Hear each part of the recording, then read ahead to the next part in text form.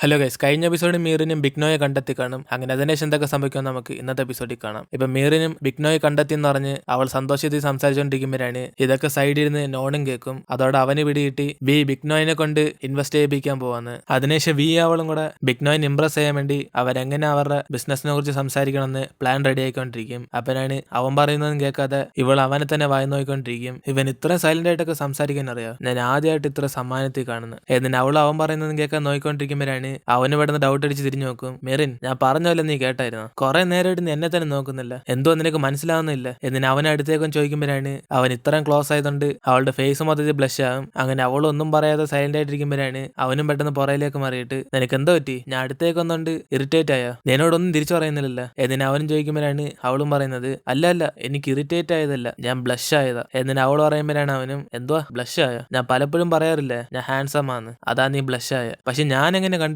ഞാൻ അടുത്തേക്ക് വരുന്നുണ്ട് നിനക്ക് ഇറിറ്റേഷൻ തോന്നുവാണോ അല്ല ബ്ലഷ് ആകുവാണെന്ന്? എന്നിട്ട് അവനും ചോദിക്കുമ്പോഴാണ് അവളും പറയുന്നത് ഓ മിസ്റ്റർ വി, ഇതൊക്കെ ചോദിച്ചാണോ മനസ്സിലാക്കണ്ടേ, നിങ്ങൾക്ക് എന്റെ ഫേസ് കണ്ടാൽ തന്നെ മനസ്സിലാകത്തില്ല ഞാൻ എങ്ങനെ ഫീൽ ചെയ്യുന്നതെന്ന്. എന്നിട്ട് അവള് പറഞ്ഞ ഉടനെ അവന് പെട്ടെന്ന് ഫീൽ ആകും. കാരണം ഇവൻ ആരുടെയും ഫേസ് കാണാൻ പറ്റത്തില്ല. അതുകൊണ്ട് അവൻ അവളുടെ അടുത്തേക്ക് വന്നിട്ട് സൂക്ഷിച്ച് നോക്കിക്കൊണ്ടിരിക്കും ഇവൻ അത് ഫീൽ ചെയ്യാൻ പറ്റുന്നില്ല എന്ന്. അപ്പനാണ് ഇവ വീണ്ടും ക്ലോസ് ആയതുകൊണ്ട് അവള് ടെൻഷനായി വെള്ളം കുടിക്കാൻ പോകാന്ന് പറഞ്ഞ് പുറത്തേക്ക് ഇറങ്ങും. അതേസമയം ഇപ്പൊ നോണും ബിഗ്നോയിനെ കുറിച്ചുള്ള കാര്യമെല്ലാം അവന്റെ അമ്മയെടുത്ത് പറയും. അപ്പനാണ് അമ്മ ഇത് കേട്ടിട്ട് ബിഗ്നോയോ, സത്യത്തിൽ അങ്ങനെ ഒരാളുണ്ടോ? അത് നിന്റെ അപ്പൂപ്പൻ ചുമ്മാ പറഞ്ഞോണ്ട് നടക്കുന്ന ബിഗ്നോ എന്ന് പറഞ്ഞ ഒരാളുണ്ടെന്ന്. ഇതുവരെ അങ്ങേര് ആരും കണ്ടിട്ടില്ല. അതൊരാണാണോ പെണ്ണാണെന്ന് പോലും ഒരുത്തിനും അറിയാൻ വയ്യ. എന്നിന് അമ്മ പറയുമ്പോഴാണ് അവനും പക്ഷെ അമ്മ പണ്ടൊരു പാർട്ടിക്ക് അപ്പൂപ്പൻ ബിഗ്നോയിനെ കണ്ടെന്ന് പറഞ്ഞില്ലേ, ആ സമയത്ത് അവിടെ ഉണ്ടായിരുന്നു, അവനും ബിഗ്നോയെ കണ്ടിട്ടുണ്ട്. ഒരു യഥാർത്ഥത്തിൽ ബിഗ്നോ എന്ന് പറഞ്ഞ ഒരാളുണ്ടെങ്കിൽ നമ്മൾ എന്ത് ചെയ്യും? എന്നിന് അവനും ചോദിക്കുമ്പോഴാണ് അമ്മയും പറയുന്നത് മോനെ നോൺ, നീ ഒന്നും ടെൻഷൻ ആവേണ്ട കാര്യമില്ല. നിനക്ക് ടാനിയ ഉണ്ടല്ലോ, അവളെക്കാളും റിച്ച് ആയിട്ട് ഇവിടെ ആരും കാണത്തില്ല. പോരാതെ അവൾക്ക് നല്ല കണക്ഷൻ ഉണ്ട്. സോ ഇതിനേക്കാളും ബെസ്റ്റ് ചാൻസ് വേറെ എവിടെയും കിട്ടത്തില്ല. നീ ടാനിയായിട്ടുള്ള ബിസിനസ് സക്സസ് ആക്ക്, അതിനുശേഷം നീ ആയിരിക്കും നമ്മുടെ കമ്പനിയിലെ ബോസ്. എന്നിന് അമ്മ അവനെ പറഞ്ഞേക്കും. അതിനുശേഷം അവന് ചെറിയ ഡൗട്ട് ആണ് സത്യത്തിൽ ബിഗ്നോ എന്ന് പറഞ്ഞ ഒരാളുണ്ടോ ഇല്ലെന്ന്. അതുകൊണ്ട് IT ഡിപ്പാർട്ട്മെന്റിലെ ഹെഡിനെ വിളിച്ച്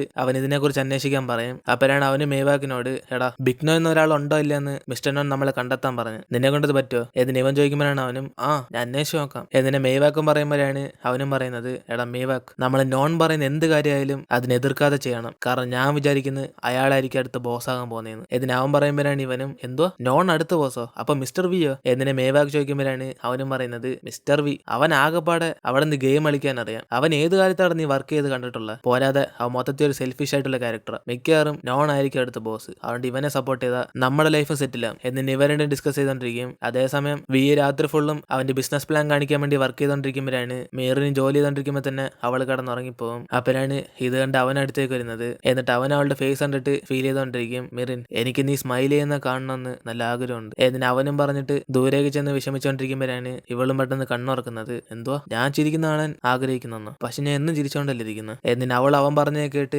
കൺഫ്യൂസ് ആയിരിക്കും. എന്നിട്ട് അടുത്ത ദിവസം ഇവർ രണ്ടുപേരും ബിഗ്നോയിനെ കാണാൻ വേണ്ടി റെഡി ആയിട്ടിരിക്കും. അപ്പോഴാണ് മീറിനും വി വരാൻ വേണ്ടി അവളും കമ്പനി തന്നെ വെയിറ്റ് ചെയ്തോണ്ടിരിക്കുമ്പോഴാണ് ഇവളെ കണ്ട് നോൺ അടുത്തേക്ക് വന്നിട്ട് മെറിൻ ഈ ഫയൽസ് ആയിട്ടൊക്കെ നീ എവിടെ പോന്ന്? എന്നിട്ട് അവനും ചോദിക്കുമ്പോഴാണ് അവളും പെട്ടെന്ന് സത്യമെല്ലാം മറച്ചിട്ട് ഞാനോ, ഞാൻ ചുമ്മാ പുറത്തേക്ക് ഇറങ്ങാൻ പോവാ, ഈ ഫയൽസ് ഒക്കെ മിസ്റ്റർ വിക്കുള്ള. എന്നിട്ട് അവള് കള്ളം പറയും. അപ്പോഴാണ് ഇത് മനസ്സിലായി അവനും ചിരിച്ചിട്ട് എങ്കിൽ പിന്നെ നീ കുറെ സമയം അവന് വേണ്ടി വെയിറ്റ് ചെയ്യേണ്ടി വരുമല്ലോ, കാരണം അവൻ ഇതൊരു വീട്ടിൽ നിന്ന് ഇറങ്ങിയിട്ടില്ല. എന്നിട്ട് അവനും പറഞ്ഞ ഉടനെ ഇത് കേട്ട് അവളും ദേഷ്യത്തി എന്തോ അവൻ വീട്ടിൽ നിന്ന് ഇറങ്ങിയില്ല, ഇന്ന് ബിഗ്നോയെ കാണാൻ പോകണല്ലേ, എത്ര വലിയ മീറ്റിംഗ് ആണെന്നറിയോ? എന്നിട്ട് അവളറിയാ സത്യമെല്ലാം പറഞ്ഞ ഉടനെ ഇത് കേട്ട് അവനും ചിരിക്കും. ഞാനേ ചുമ്മാ തമാശ പറഞ്ഞ് അവൻ എപ്പോഴേ വീട്ടിൽ നിന്ന് ഇറങ്ങി. എന്നിട്ട് അവൻ പറഞ്ഞോടെ അവൾ മൊത്തത്തിൽ ചമ്മി പോവും. നോൺ നീ എന്തിനിങ്ങനെ പറഞ്ഞ്? എന്നിട്ട് അവരുടെ ചിരിച്ച് സംസാരിച്ചോണ്ടിരിക്കുമ്പോഴാണ് അവിടേക്ക് വീയും വന്ന് ഇത് കാണുന്നത്. അതോടെ അവനും ദേഷ്യത്തി അവളുടെ അടുത്തേക്ക് ചെല്ലും. മെറിൻ നീ ഇവിടെ നിന്നോണ്ട് എന്ത് ചെയ്യുക, പെട്ടെന്ന് കാറി കയറി നമുക്ക് പോവാം. എന്നിട്ട് അവളെ പറഞ്ഞേക്കുമ്പോഴാണ് നോണും ചോദിക്കുന്നത് എടാ വി, ഈ സെക്രട്ടറി നിനക്ക് പെർഫെക്റ്റ് ആയിട്ടുള്ള ആളാന്ന് തോന്നുന്നില്ല, കാരണം നീ ആദ്യമായിട്ട് ബിസിനസ്സിലൊക്കെ ഫോക്കസ് ചെയ്യാൻ തുടങ്ങി. എന്നിട്ട് ഇവൻ കളിയാക്കുമ്പോഴാണ് അവനും നോൺ നീ പറയുന്നേട്ട ഞാൻ എല്ലാ സമയത്തും ചുമ്മാ ഇരുന്ന് ഗെയിം കളിക്കുന്ന പോലെയാണല്ലോ, എന്റെ കമ്പനിയുടെ വളർച്ചയ്ക്ക് ഞാനല്ലാതെ പിന്നെ ആരാ കാരണം? എങ്കിൽ പിന്നെ ഞാൻ പോട്ടെ, എനിക്ക് അധികം സമയമൊന്നുമില്ല. എന്നിട്ട് അവനും പറഞ്ഞിട്ട് പോകുമ്പോഴാണ് ഇത് കേട്ട് നോണും ദേഷ്യത്തി നിനക്കാണ് സമയമില്ലാത്ത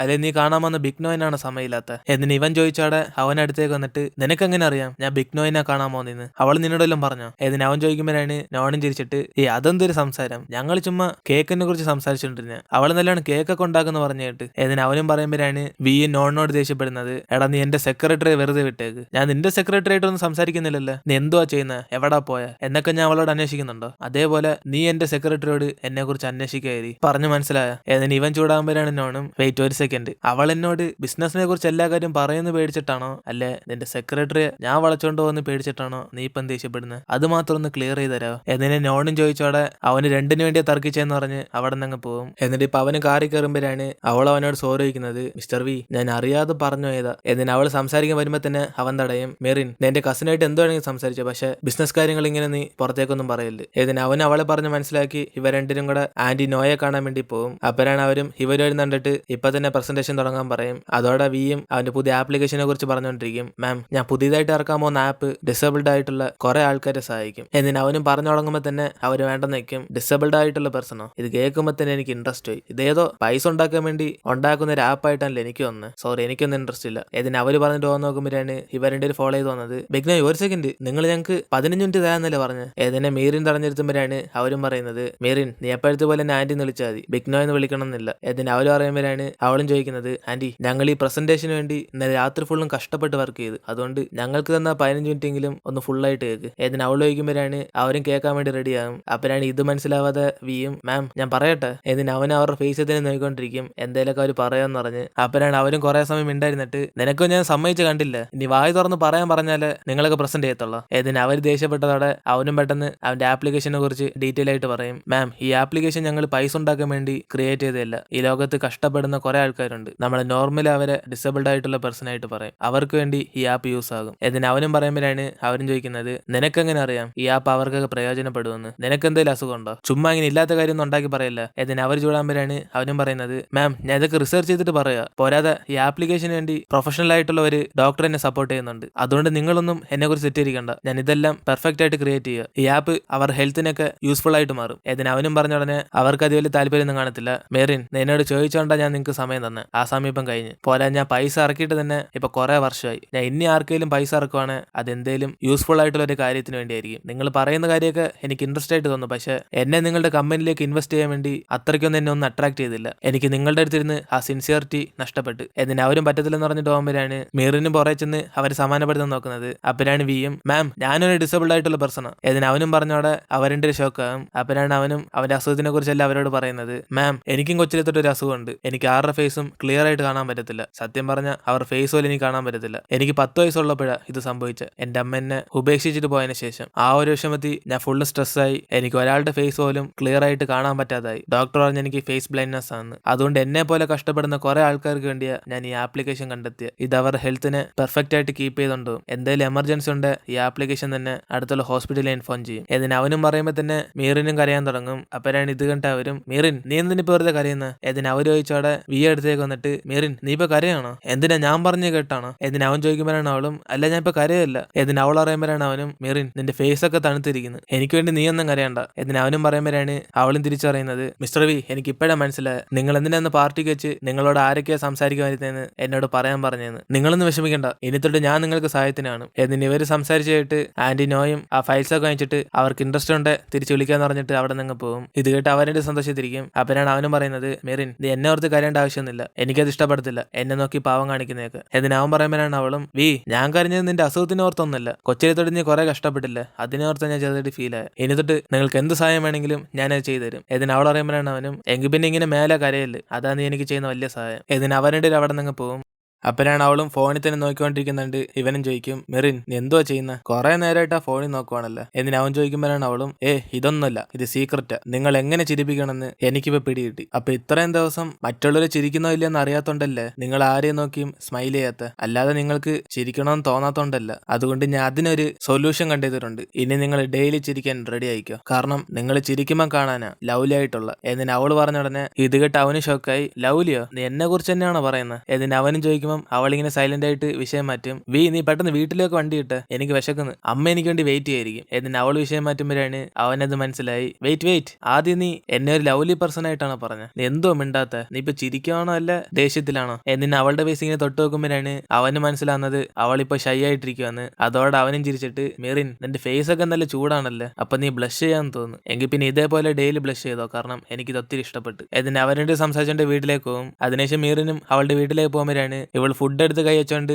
വി ആയിട്ട് നടന്ന സംഭവങ്ങളൊക്കെ ആലോചിച്ചോണ്ടിരിക്കും. അപ്പോഴാണ് ഇത് മനസ്സിലാക്കി അവർ രണ്ടുപേരും കൂടെ അവളോട് ചോദിക്കുന്നത്, മീറിൻ എന്തോ പറ്റി, 2 ദിവസമായിട്ട് വീട്ടിലങ്ങ് വന്നില്ലല്ലോ, ഇനി വല്ലതും ബോയ് ഫ്രണ്ടിനെ കണ്ടുപിടിച്ചോ? ഇതിന് അവർ ചോദിക്കുമ്പോഴാണ് അവളും ടെൻഷനായി, അമ്മേ എന്തോ നിങ്ങൾ പറയുന്നത്, ഞാൻ ജോലിയായിട്ട് ബിസി ആയിരുന്നു, ഞാൻ പറഞ്ഞിട്ടല്ലേ പോയ. കൂടാതെ ബിഗ്നോയുടെ കാര്യത്തിൽ ഇപ്പോഴാ സമാധാനായ. പിന്നെ നിങ്ങൾക്കറിയാം ബിഗ്നോയ് നമ്മുടെ ആന്റി നോയ, നമ്മുടെ അടുത്ത് നിന്ന് കേക്കൊക്കെ വാങ്ങിക്കത്തില്ല. എന്നിട്ട് അവൾ പറയുമ്പോഴാണ് അമ്മയും, ഒമേറിൻ അവരാ ബിഗ്നോയ് എന്ന് ഞങ്ങൾക്ക് അറിയാം, കാരണം അവൾ നിന്റെ അമ്മയുടെ കൂട്ടുകാരിയാ, പണ്ട് തൊട്ട് ഇവർ ഒരേ സ്കൂളിലാണ് പഠിച്ചത്, അതുകൊണ്ടല്ലേ ഞാൻ അവരോടൊക്കെ നല്ല രീതിയിൽ സംസാരിക്കാൻ പറഞ്ഞ. എന്നിട്ട് അമ്മയും പറയുമ്പോഴാണ് ഇത് കേട്ട് അവൾ ഷോക്കായി, അമ്മയുടെ ഫ്രണ്ട് ആയിരുന്നു അവര്, എന്നിട്ട് എന്താ എന്നോട് പറയാത്ത ഇതുവരെ, ഞാൻ ഈ ബിഗ്നോയെ തപ്പി മൊത്തത്തിൽ പ്രാന്ത് പിടിച്ചിരുന്ന. എന്നിട്ട് അവൾ പറയുമ്പോഴാണ് അമ്മയും, അതിന് നീ എന്നോടും ചോദിച്ചില്ലല്ലോ, ചോദിക്കാതെ ഞാനായിട്ട് എങ്ങനെ ഒന്ന് പറയുന്നത്, ഞാൻ വിചാരിച്ചു നിനക്ക് ബിഗ്നോയിനെ അറിയായിരിക്കുമെന്ന്. എന്നിട്ട് ഇവല്ല ഒരുമിച്ച് ഫുഡ് കഴിച്ചോണ്ടിരിക്കും. അതിനുശേഷം മീറിനും കിച്ചണിലേക്ക് വരുമ്പോഴാണ് അമ്മ അവളോട് ചോദിക്കുന്നത്, മീറിൻ നീ ആ വീയും തമ്മിൽ നല്ല ക്ലോസ് ആയപ്പോ? എന്നിട്ട് അമ്മ ചോദിച്ചോടെ അവളും ടെൻഷനായി, ഇല്ലമ്മ അവൻ എന്റെ ബോസ് മാത്രമേ ഉള്ളൂ, അല്ലാതെ ഞങ്ങൾ തമ്മിൽ വലിയ അടുപ്പമൊന്നുമില്ല. എന്നിട്ട് അവൾ പറയുമ്പോഴാണ് അമ്മയും, മീറിൻ അവൻ നിന്റെ ബോസ് മാത്രമാണേ കൊള്ളാം, അല്ലാതെ നീ അവന്റെ അടുത്ത് കുറെ ക്ലോസ് ആയി റിലേഷൻഷിപ്പിലോട്ടൊക്കെ മാറിയ പിന്നെ പ്രശ്നം മൊത്തത്തിൽ സീനാം. എന്നിട്ട് അമ്മയും പറഞ്ഞോടെ ഇത് കേട്ട് അവളും ചെറുതായിട്ട് ആലോചിച്ചിട്ട്, ഓമ്മേ ഞാനൊന്നും അവന്റെ പുറകെ പോകുന്നില്ല, കൂടാതെ അവൻ റിച്ചായ ഒരു വ്യക്തിയാ, അവൻ എങ്ങനെ എന്നെ സ്നേഹിക്കുന്നത്, ഞാൻ അവന്റെ കൂടെ നല്ല രീതിയിൽ സംസാരിക്കുന്നത് അവനോട് പാവം തോന്നിയട്ടാ. പാവം തോന്നുന്നതൊക്കെ നല്ല കാര്യമാണ്, പക്ഷെ അവന്റെ അമ്മ എവിടെ ഉള്ളെന്ന് അറിഞ്ഞ ഒരാള് അവനോട് പാവം കാണിക്കുന്നത് അവനത് ഇഷ്ടപ്പെടുവോ? അത് നീയാണെങ്കിൽ പോലും നിനക്കത് ഇഷ്ടപ്പെടത്തില്ല. മീറിൻ നിനക്ക് ഈ ജോലി കിട്ടാൻ കാരണം തന്നെ അവന്റെ അമ്മയുടെ പേര് യൂസ് ചെയ്തോണ്ട്. ഒരു എന്നേലൊക്കെ അവൻ ഈ സത്യമെല്ലാം അറിഞ്ഞ പിന്നെ അവൻ നിന്നോട് എങ്ങനെ ബിഹേവ് ചെയ്യുന്നു ഒന്ന് ഓർത്തേക്കണം. അവൻ നല്ല റിച്ച് ആയിരിക്കാം, പക്ഷെ അവന്റെ അമ്മ എവിടാന്നറിയാതെ അവൻ നല്ലോണം ഫീൽ ചെയ്തോണ്ടിരിക്കുക. എന്നെങ്കിലും നിനക്ക് അവന്റെ അമ്മ എവിടാന്ന് അറിയുന്ന കാര്യം അവൻ അറിഞ്ഞ പിന്നെ അവന്റെ അവസ്ഥ എന്തുമായിരിക്കും? ഇത്രയും കാലം കൂടെ നടന്നിട്ട് നീ അവനോട് സത്യം പറയത്തത് അവന് വിഷമാവത്തില്ല. എന്നിട്ട് അമ്മയും പറയുമ്പോഴാണ് അവളും, അമ്മേ നിങ്ങൾ പറയുന്നതൊക്കെ സത്യത്തിൽ ഞാനൊരു സെൽഫിഷാ, ജോലി കിട്ടാൻ വേണ്ടി അവന്റെ അമ്മയുടെ പേര് യൂസ് ചെയ്ത് ആ ചെയ്ത തെറ്റിന് കുറച്ച് ദിവസം കൂടെ ഞാൻ അവന്റെ കൂടെ നിന്ന് അവന് ഹെൽപ്പ് ചെയ്യാൻ തീരുമാനിച്ചേക്കുക. അതിനുശേഷം ഞാൻ ജോലിയിൽ നിന്ന് പുറത്തേക്ക് വരും. എന്നിട്ട് അവൾ അടുത്ത ദിവസം അവൾ ഇന്നലെ പറഞ്ഞ പോലെ അവനെ ചിരിപ്പിക്കാൻ വേണ്ടി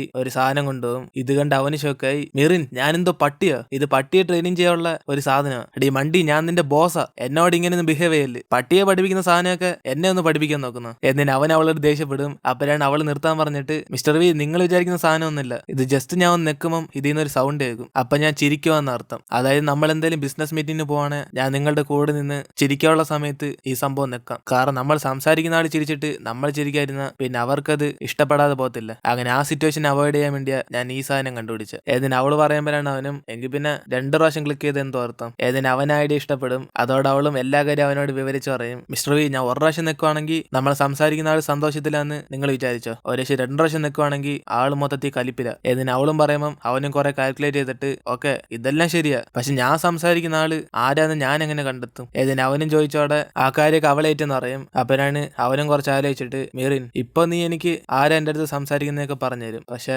ഒരു ദിവസം നീ ഇവിടെ നിന്ന് പോവാണ് പിന്നെ ഞാൻ എന്ത് ചെയ്യും, ഞാൻ എങ്ങനെ മറ്റുള്ളവരെ ഫേസ് ചെയ്യുന്നത്? എന്നിട്ട് അവനും ചോദിച്ചോടെ അവളൊരു സെക്കൻഡ് സൈലന്റ് ആകും. മിസ്റ്റർ വി ഇനിയിപ്പോ ഞാനില്ലെങ്കിൽ പോലും വേറെ ആർക്ക് വേണേലും ഈ സംഭവം ക്ലിക്ക് ചെയ്യാലോ, അപ്പൊ നിങ്ങക്ക് മനസ്സിലാകത്തില്ലേ ചിരിക്കാണോ ദേഷ്യത്തിലാണോന്ന്? പിന്നെ ആ വ്യക്തിയും പറഞ്ഞുതരും ആരാ സംസാരിക്കുന്നതെന്ന്. ഇതൊക്കെ നിങ്ങൾ എന്നെ ജോലിയിൽ നിന്ന് പുറത്താക്കിയാൽ മാത്രം. എന്നിട്ട് അവള് പറഞ്ഞതോടെ അവൻ അടുത്തേക്ക് വന്നിട്ട്, മീറിൻ നീ ഇവിടെ നിന്ന് എങ്ങും പോകുന്നില്ല, അതുകൊണ്ട് ആ കാര്യത്തിൽ ഇനി പേടി വേണ്ട, പിന്നെ ചോക്ലേറ്റ് കോഫി നീ വേണം എനിക്ക് എന്നും ഉണ്ടാക്കി തരാൻ, അതിലൊരു മാറ്റമില്ല. എന്നിട്ട് അവനോട് സംസാരിച്ചോണ്ടിരിക്കും. അപ്പോഴാണ് നോണിനെ കാണിക്കുന്നത്. ബിഗ്നോയ് ഒരു ലേഡിയല്ലേ, ഇനി വേറെ എന്തെങ്കിലുമൊക്കെ ഡീറ്റെയിൽസ് ഉണ്ടോ അവരെ കുറിച്ച്? ഏതിന് അവൻ ചോദിക്കുമ്പോഴാണ് അവന്മാരും, ഇതുവരെ ഞങ്ങള് അത് മാത്രമേ കണ്ടുപിടിച്ചുള്ളൂ, അവർക്കൊരു 50-60 വയസ്സാണ്, ഇപ്പൊ വലുതായിട്ട് ഒരു കമ്പനിയിലേക്ക് ഇൻവെസ്റ്റ്മെന്റ് ഒന്നും ചെയ്യുന്നില്ല. ഏതിന് അവന്മാർ പറയുമ്പോഴാണ് നോൺ ഇത് കേട്ടിട്ട്, അപ്പൊ സത്യത്തിൽ ബിഗ്നോയ് എന്ന് പറഞ്ഞൊരു വ്യക്തി ഉണ്ടല്ലേ, എങ്കിൽ പിന്നെ താങ്ക്സ് നിങ്ങൾ എനിക്ക് ഈ സഹായം ചെയ്തതിന്. ഏതിന് അവൻ പറയുമ്പോഴാണ് അവന്മാരും, മിസ്റ്റർ നോൺ നിങ്ങൾ ഞങ്ങളോട് എന്ത് സഹായം വേണമെങ്കിലും ചോദിച്ചോ, ഞങ്ങളെ ചെയ്തു തരാം, ഞങ്ങൾ ഹെൽപ്പ് ചെയ്യാനല്ലേ ഇവിടെ ഇരിക്കുന്നത്. ഏതിന് അവന്മാർ അവിടെ നിന്ന് പോകും. അപ്പോഴാണ് നോണും അപ്പൊ സത്യത്തിൽ ബിഗ്നോയെ കണ്ട് സംസാരിച്ചൊന്ന് അവൻ കൺഫ്യൂസ് ആയിരിക്കും. അങ്ങനെ അതോടെ നമ്മളോട് ഇന്നത്തെ എപ്പിസോഡ് എടുത്തിരുന്നു. വീഡിയോ ഇഷ്ടപ്പെട്ട വീഡിയോ ലൈക്ക് ചെയ്തിട്ട് മറക്കാതെ നിങ്ങളുടെ ഫ്രണ്ട്സിനെ ഷെയർ ചെയ്യുക. സോ ഇനിയിപ്പോൾ നമുക്ക് അടുത്ത എപ്പിസോഡിൽ കാണാം.